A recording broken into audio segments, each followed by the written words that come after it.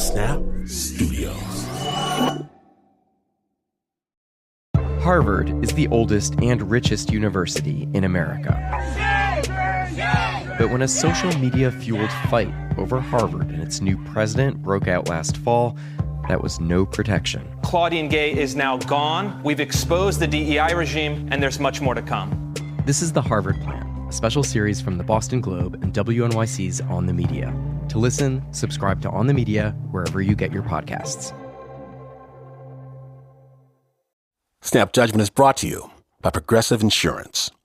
You chose to hit play on this podcast today. Smart choice. Make another smart choice with Auto Quote Explorer to compare rates from multiple car insurance companies all at once. Try it at Progressive.com. Progressive Casualty Insurance Company and affiliates. Not available in all states or situations. Prices vary based on how you buy. Apple Card is the perfect card for your holiday shopping. You can apply on your iPhone in minutes and start using it right away. You'll earn up to 3% daily cash back on every purchase, including products at Apple, like a new iPhone 16 or Apple Watch Ultra. Start holiday shopping for your friends and family today with Apple Card. Subject to credit approval, Apple Card, issued by Goldman Sachs Bank USA, Salt Lake City branch. Terms and more at applecard.com.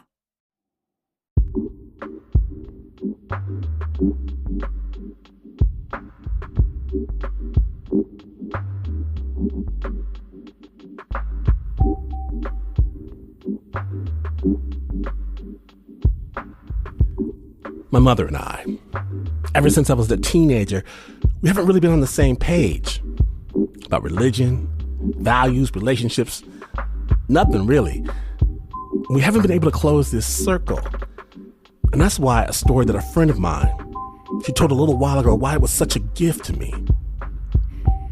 A long time ago, before Uber, before everybody had a cell, my friend, she was flying into Detroit and couldn't get a hold of me. I was at my mama's place for some reason, so she called my mother. She asked if I was going to come pick her up from the airport. And my mama said, "I have no idea, baby. I don't know what that boy's up to." And my friend's like, "Oh no, he said he was going to pick me up." And then my mom's was like, "Oh, honey, if he said he was going to do it, that's different. You ain't got nothing to worry about. It's already done. He going to meet you wherever he said he going to meet you. Believe that. Because that boy's a blessing." And when my friend told me this story, I had to stop her. Wait a minute. My mother said I was a blessing? Are you sure that's the word she used? Because that word means something very specific to my mama. I told you. She said you were a blessing. Then I had to be quiet for a while and sit with that, because I never had any notion she thought of our relationship as anything other than a challenge, an obstacle, maybe even a burden. But she views our situation very differently, as a blessing to her. And since then, I've tried to use her word for our quarrels, for our misunderstandings, even for our silences, a blessing. I've tried to use it in all sorts of situations. And it turns out that I am wrapped in more blessings than I ever imagined. Today on Snap Judgment, one story from one person who counts his own blessings in a way I never would have imagined. We proudly present the Cloak of Good Fortune. My name is from Washington, and I will not pick you up from the airport when you're listening. To Snap Judgment.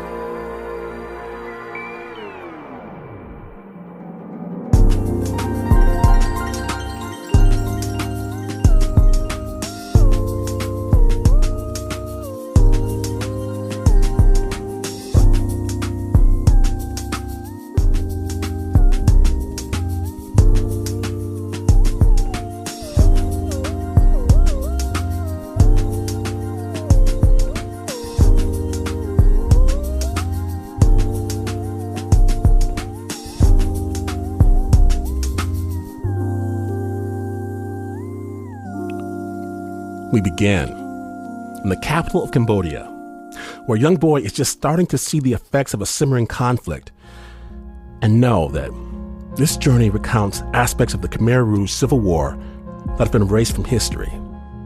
The tortures, the deaths, the sacrifices.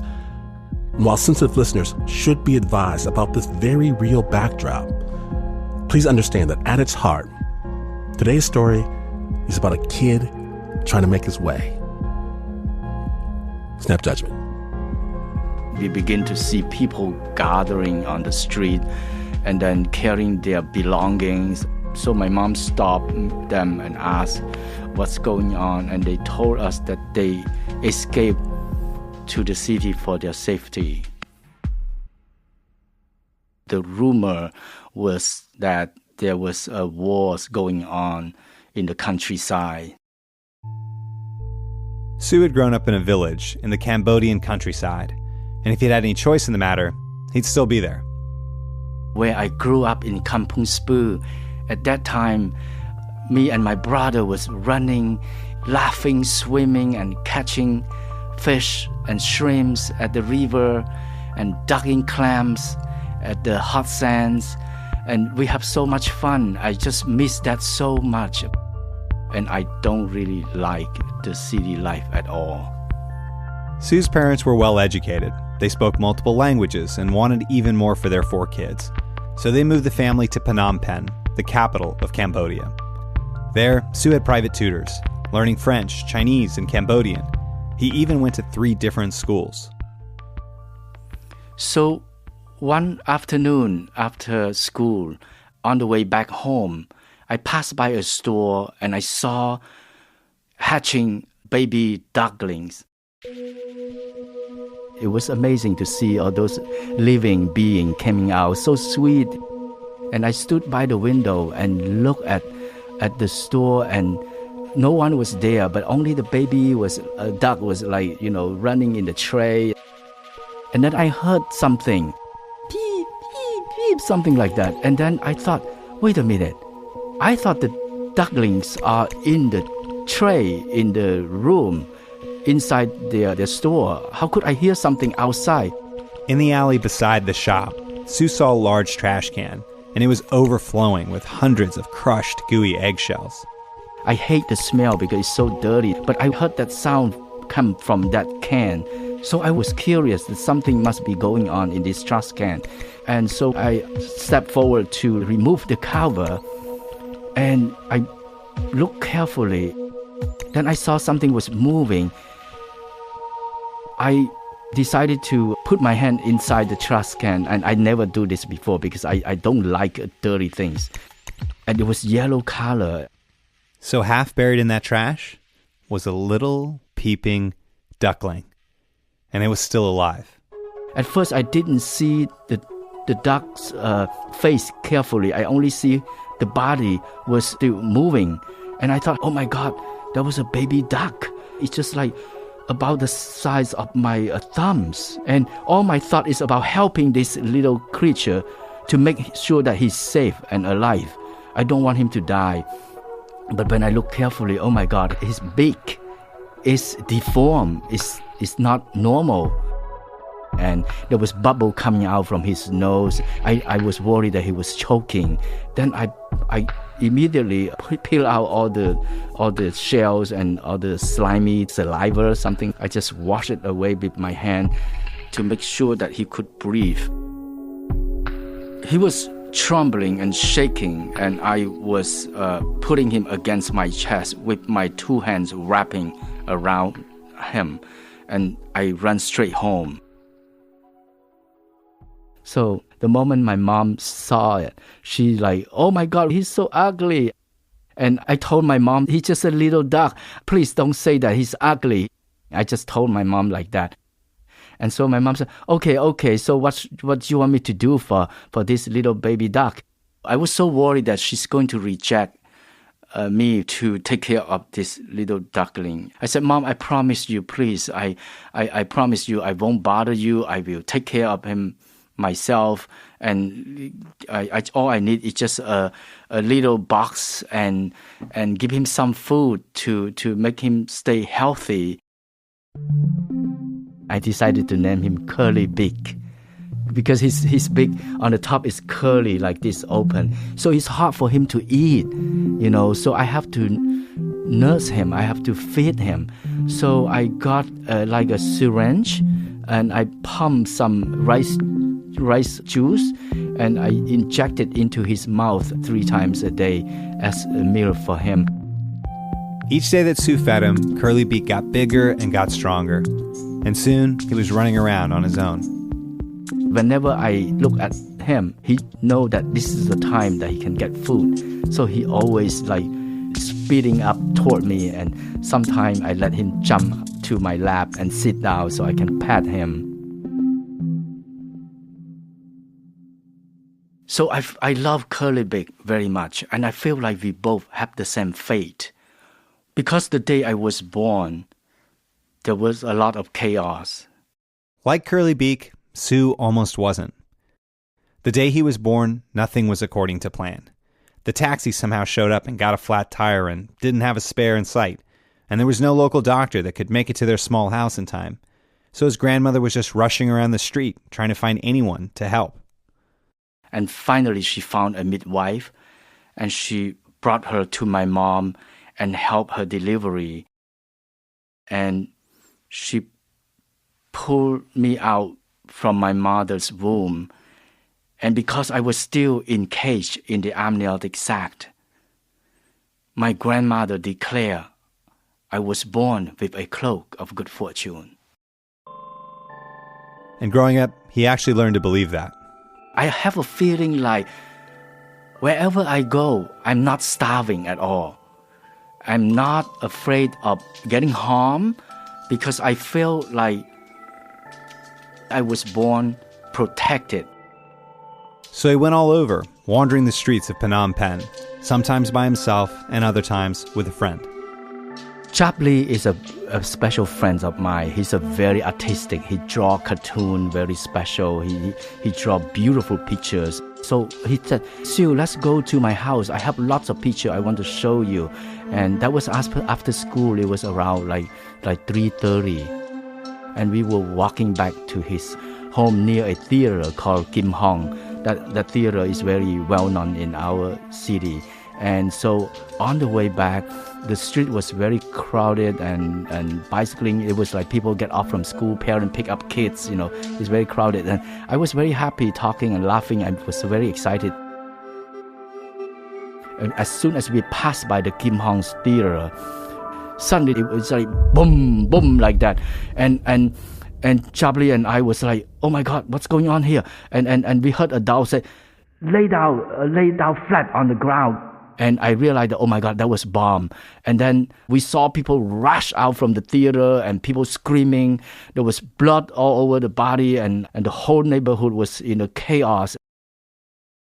I was trembling. I said, we have to go home. So I just jumped and ran home.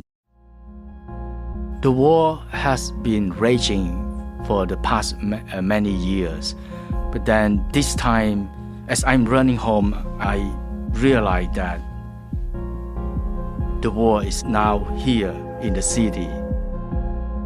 He ran through the smoke and the debris, stumbling over abandoned bicycles and bodies as he made his way home. My mom was standing at the door waiting for me to come home, and she gave me a hug right away there. He was home safe, but the bombs kept coming. They all hid in their house, and Sieu stopped going out to school. Then there was this one morning in spring where something felt different. So one day, no more bomb explosion. We saw soldiers wearing black pants and shirts and wearing red towel krama and holding AK-47, and they were our hero. When we were so happy, we were running out on the street, we clap our hands and we scream, shouting, cheering, Jayo, Jayo. Jayo is like bravo, bravo. Serai Pip, like peace, peace. Some people calling in French, la paix, and welcome them as they march into our city. And then I look around like, wow, this is so beautiful. The country has no more war. I was almost in tears. Like people are so yearning for peace for so many years. Now it's really come. Our dream is coming true now. I can go back to school. I can get my normal life again. I can live a normal life again without any worry about the war. The Khmer Rouge soldiers had secured the capital, and their trucks and armaments rolled in. We saw soldiers were all over in our neighborhoods, and we were still happy. And one of the soldiers put a megaphone at his mouth. People of Phnom Penh, our capital city has been liberated by our courageous soldiers. You must all leave home right now. The American people is going to drop bombs. You don't need to take your belongings. You will come back home in 3 days. Long live Cambodia! Long live Cambodia! Long live Cambodia! Suddenly, everybody became chaotic on the street, and I didn't know what happened. So I began to run home. Don't go anywhere, snappers. When we return, find out what happens to Sieu, his family, and the capital of Phnom Penh. Stay tuned.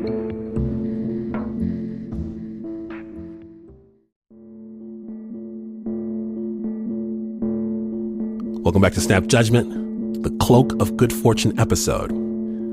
Sensitive listeners should know, the following segment does include depictions of war, including the death of animals and people. And last we left, Sieu had just heard the order to evacuate the city from the Khmer Rouge. Suddenly, everybody became chaotic on the street, and I didn't know what happened. So I began to run home.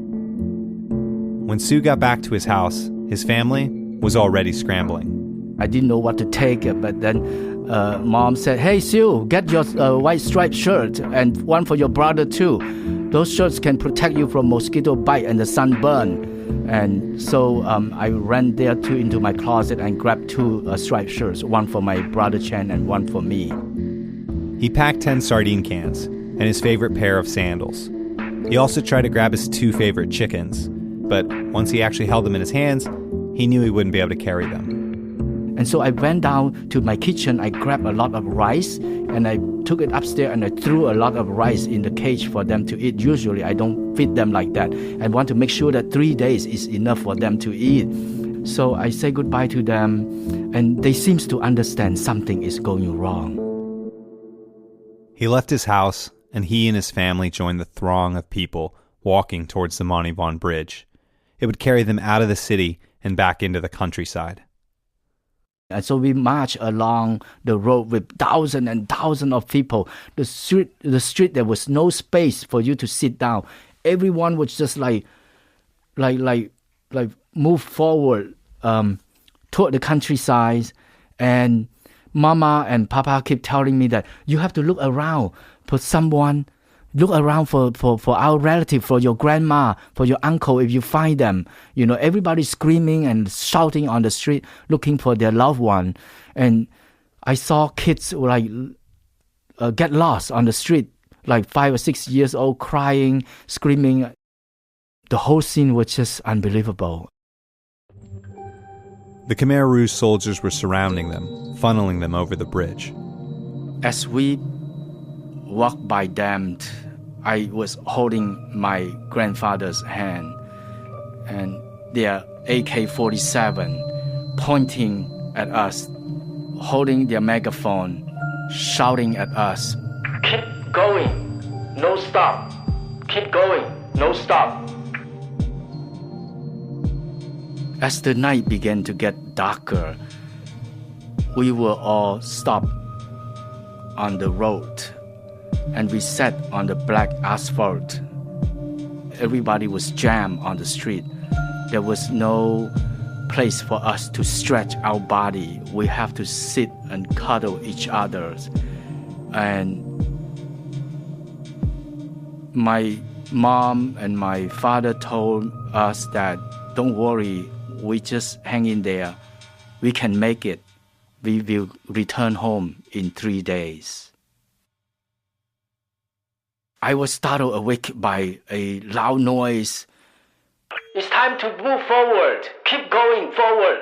American is going to drop bombs. So we have no choice. We keep moving forward.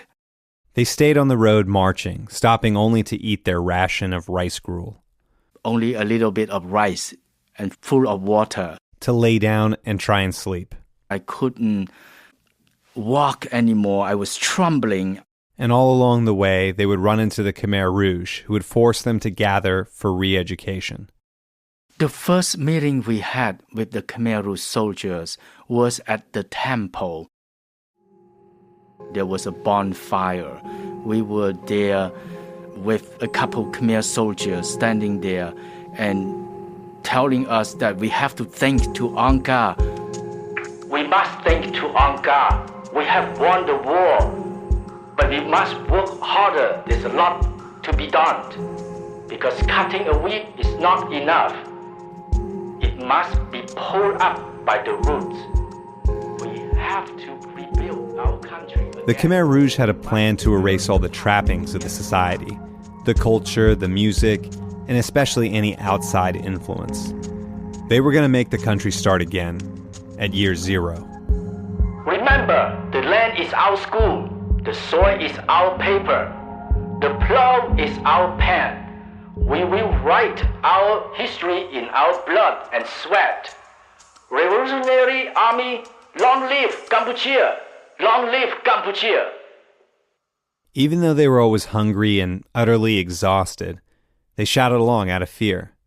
Because if their revolutionary spirit wasn't strong enough... A Khmer Rouge soldier came to look for someone in your family, and they told you that you have to go with me. That means that that person will be killed or never return.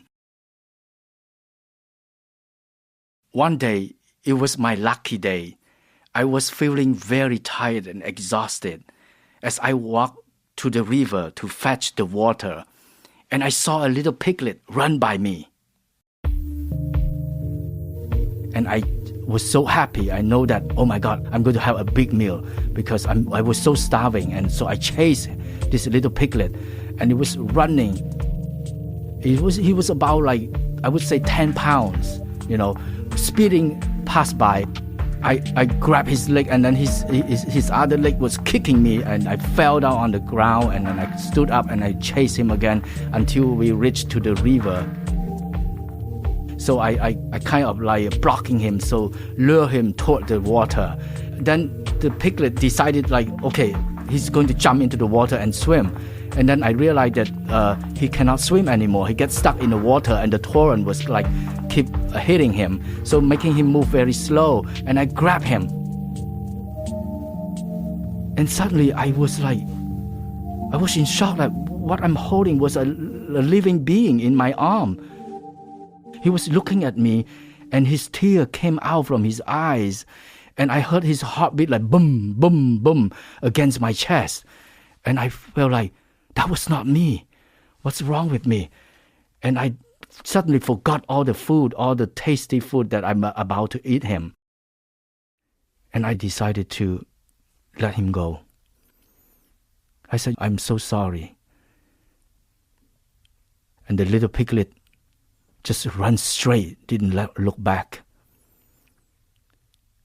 And I was very afraid of myself at that time. I said, how could I do this? That was not me.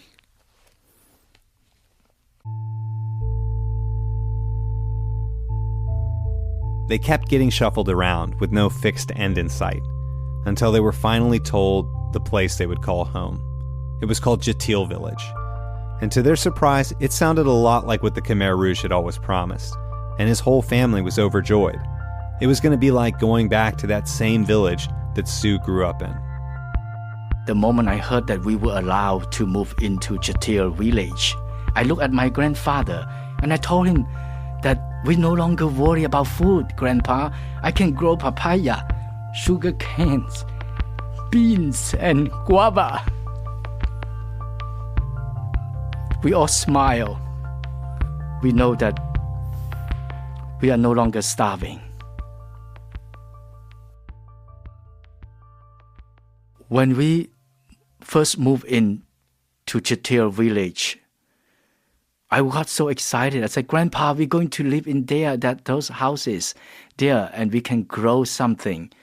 But my heart suddenly dropped when I saw the huts that we were about to live in with just like holes, and the roof was detached, and we were surrounded by hundreds of termite hills. It was nothing the same like Kampong Speu where I grew up. Daily life at Chitil was like this. We woke up at 5 a.m. before the daybreak. The Khmer Rouge bell would bang, bang, bang, bang, bang, dong, dong, dong, and there was a broadcasting radio. You have to work if you want to live.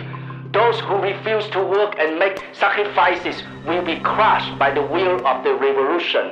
Long live Angkar, long live revolution. And then they would play revolutionary songs. យើងខ្ញុំជាក្រុមនារីដឹកស្បៀងដឹកគ្រាប់មិនទៀងទៅស្មរភូមិមុខចាក់ពាត់អាមេរិករលាយអន្តរាយ Then the whole time we were working and the Khmer Rouge song keep playing. That song, roughly translated, goes like this. We are the group of young girls who help transport food supplies and ammunition to the front lines as American imperialism melts away and is completely destroyed. Sieu and his older brother Chen would work all day from sunup to sundown with 2 breaks for rice gruel, and every night they went to their forced re-education meeting. It's where they'd be coerced into snitching on their family and their neighbors, and sometimes made to watch torture.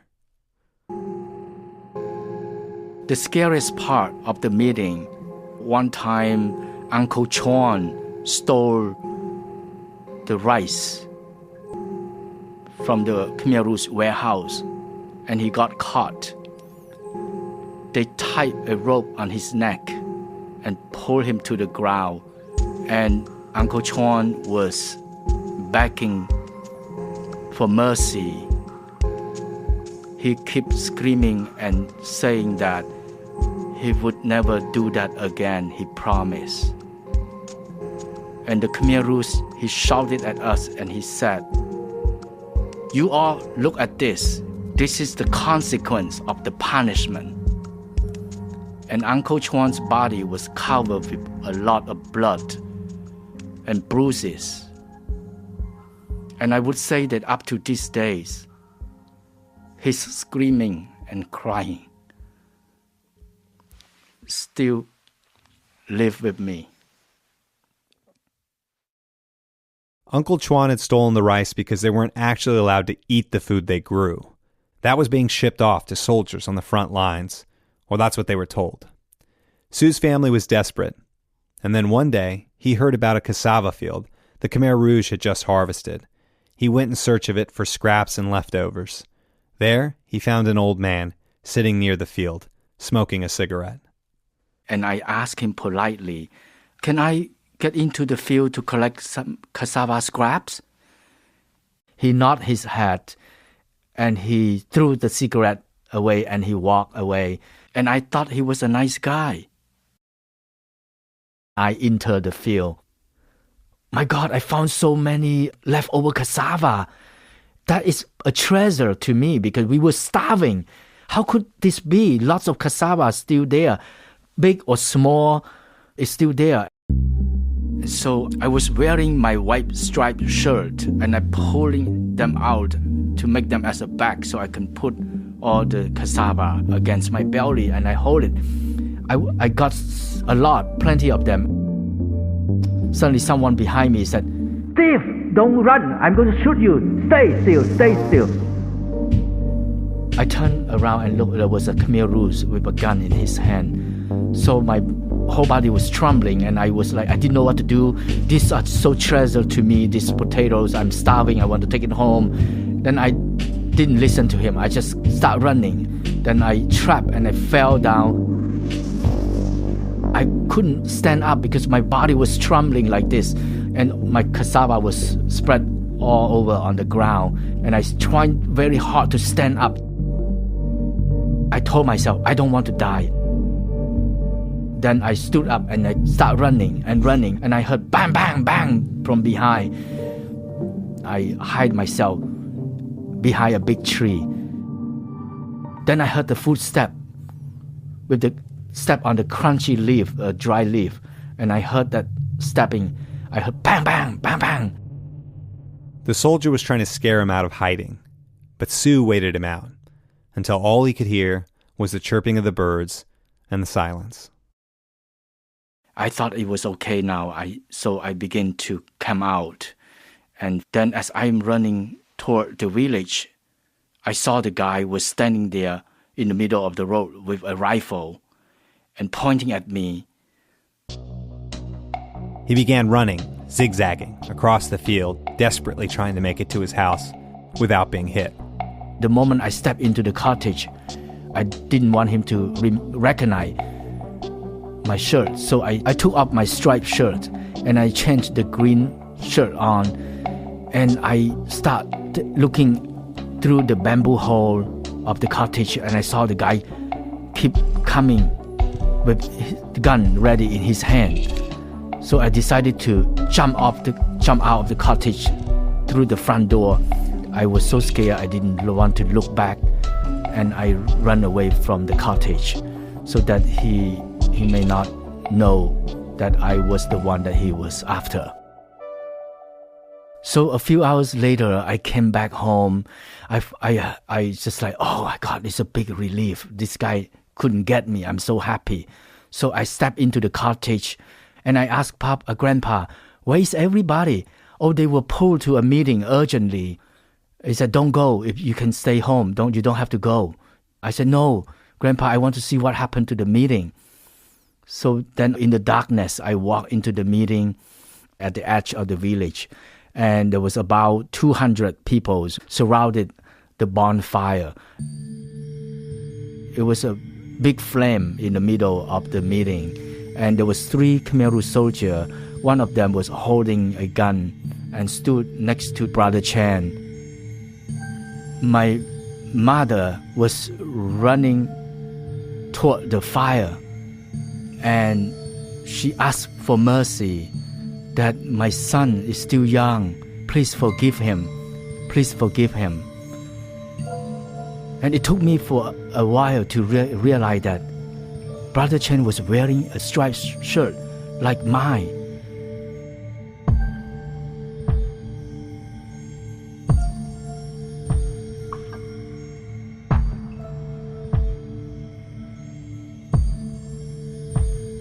When we return, find out what happens to Brother Chen. Stay tuned.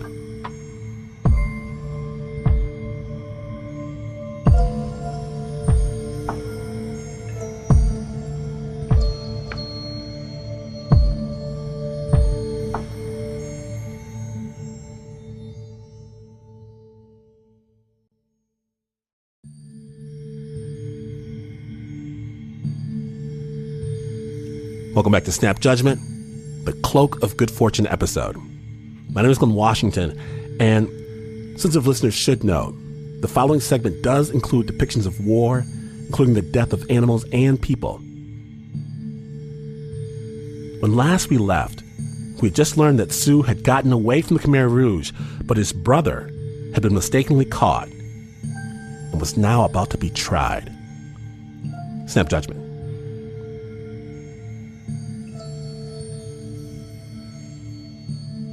And it was a big flame in the middle of the meeting, and there was 3 Khmer Rouge soldiers. One of them was holding a gun and stood next to Brother Chan. My mother was running toward the fire, and she asked for mercy, that my son is still young. please forgive him.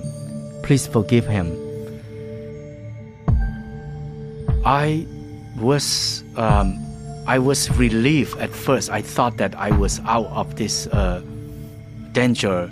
But then when I saw my brother was arrested, I wanted to turn myself in, and I want to admit that was me, that my brother was innocent and he got caught for no reason. But I don't want to make the situation worse. I don't want them to look stupid, that young kids outsmart them, because they may kill the whole family. My mom and my dad kneel down and begging the Khmer Rouge that please let my son go. He doesn't know anything. He's still young. But I promise you that he wouldn't steal again. I know something bad is going to happen to Brother Chan, and I could no longer watch it. So I ran back home, and I hid myself in the backyard. So the moment my father stepped into the house, my father yelled at me, shouting at me, that you must be the one who stole the cassava. But as soon as I tried to explain to my father, he said, shut up, don't say anything. And then later, my father covered his face. And he said, oh God, I don't know what to do. He was covering his face and cried. Brother Chan was spared, but now their family knew they had drawn the attention of the Khmer Rouge, and spies began to follow them. I was in tears. Yes, I was scared at that time, but I was happy that he didn't die. So one day after the meeting, Khmer Rouge announced that all the villagers has to move to a new location to open a new land, open a new jungle, except our family were told to stay behind. That morning, we say goodbye to all the villagers. They stood in line and marching slowly. The Khmer Rouge accompanied them with their rifle in their hand, and then we were warned by the Khmer Rouge that you cannot go anywhere, you stay here, wait until 2 weeks later when I come back. I will tell you where you have to go. So my father already knows something is not right, something is badly will happen to us.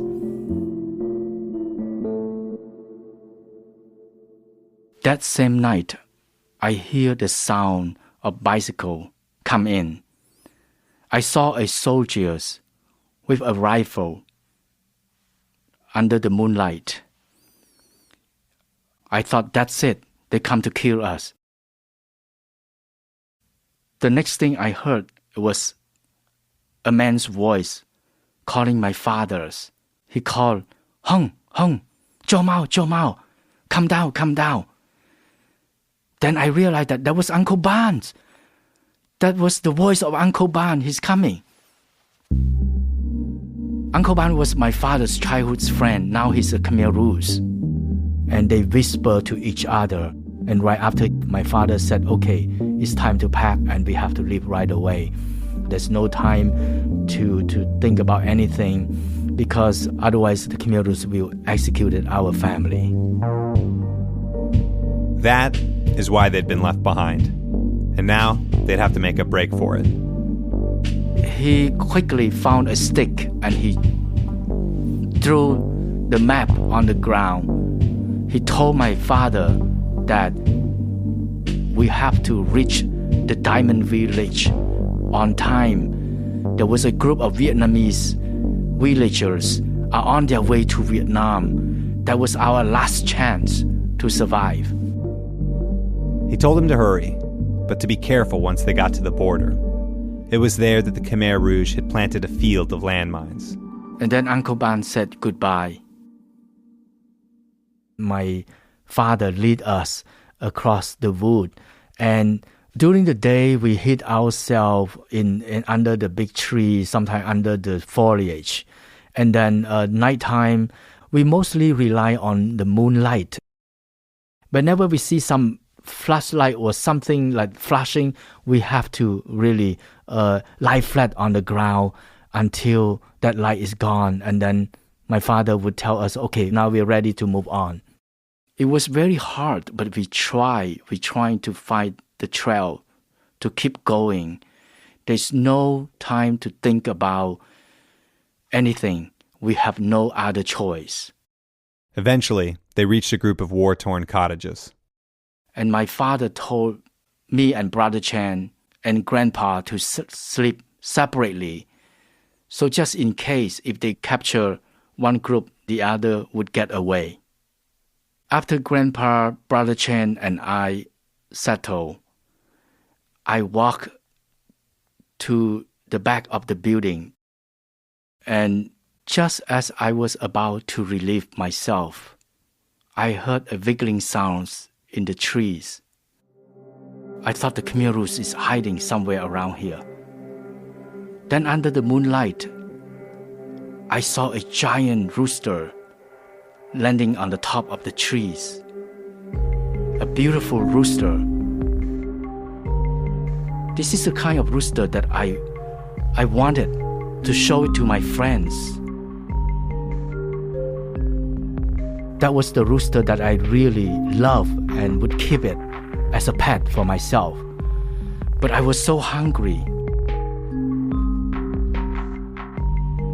And I slowly inch forward. I snatch it and I pull it down off the tree. And the rooster was struggling to get free from me, and with his claws scratching my body, and I was like holding it very tight. And then the rooster stopped moving and his arm went limp. So I dropped it to the ground.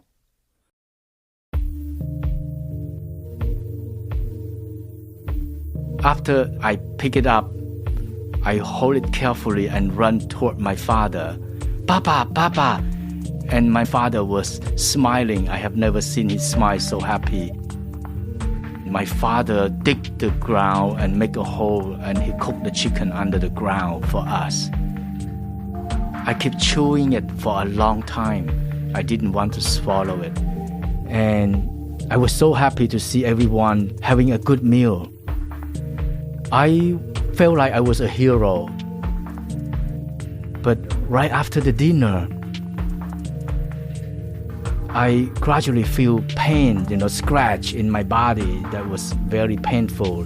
And then I begin to think about, how could I kill this living being who was trying to hide himself for his safety in the tree, and I took his life. That was not who I am. Just because of the food, that's how I have to do something, to kill something in order to survive. I have learned during the Khmer Rouge is that no matter how hard we try to be a good person, the value of our life can be turned upside down in no time. We arrived at the rocky diamond village around noon. No one was there. The whole village was empty.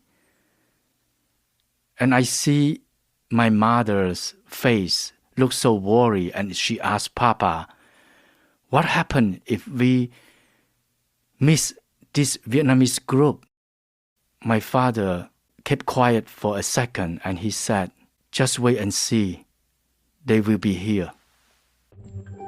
As we were about to go to sleep, then we heard from the distance the cowbells.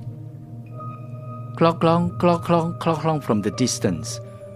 My father was so happy. He jumped up. He said, they are here. They are here. The Vietnamese farmers had special permission to cross over the border back into Vietnam. When Sieu's father asked if they could join them, the farmers agreed. We stayed on the road for a few days. We walked through the heat of the sun and the rainstorms, and finally we reached the point where we can see the Vietnamese flag on the other side of the border. My father was jumping and shouting that we are here, we make it, and I was so happy. Yeah. I was holding my grandfather's hand, and we were all cheerful.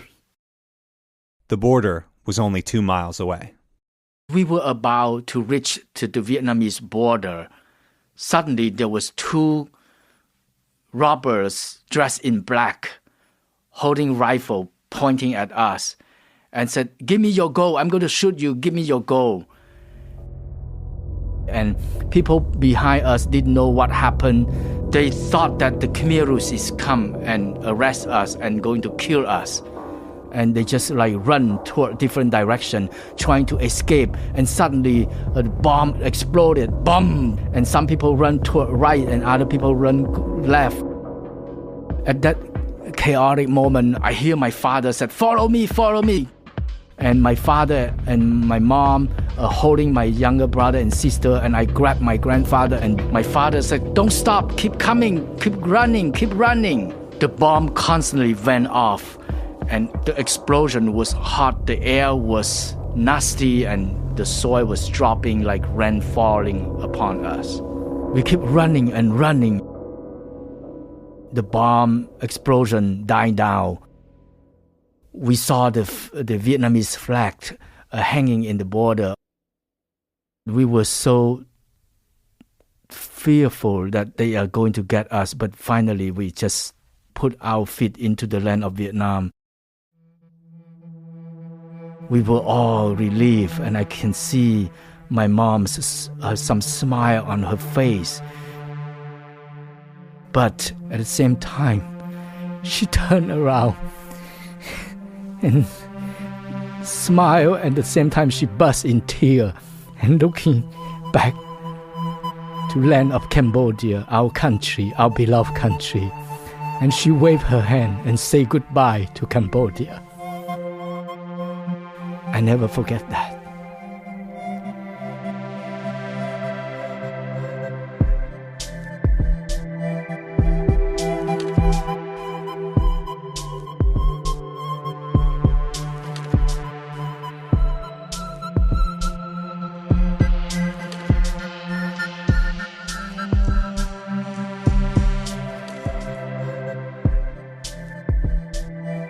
A very, very big thank you to Sieu for sharing his story with the Snap.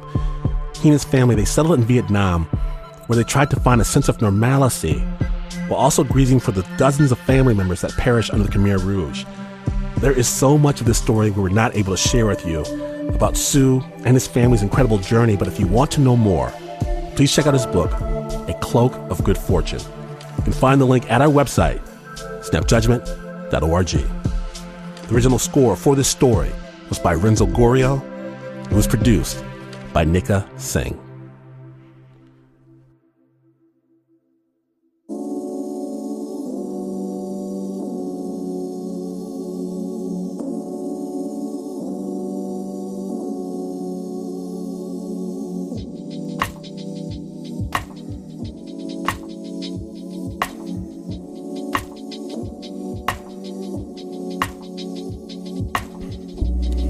It happened again, and we got here together. If you missed even a moment of today's show, know that there is so much more incredible storytelling, incredible worlds waiting for you to explore. Subscribe to the Snap Judgment Podcast wherever you get your podcasts, because it might just change your life.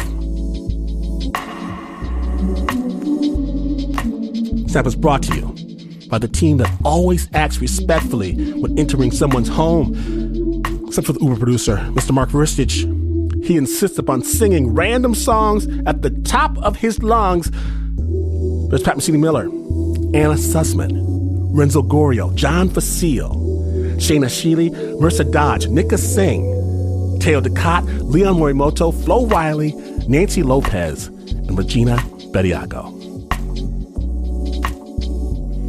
And this is not the news. No way is this the news. In fact, you could see that one guy from high school and he could see you, and you could look at each other real hard, and then keep on walking by without saying a word, and you would still not be as far away from the news as this is. But this is PRG.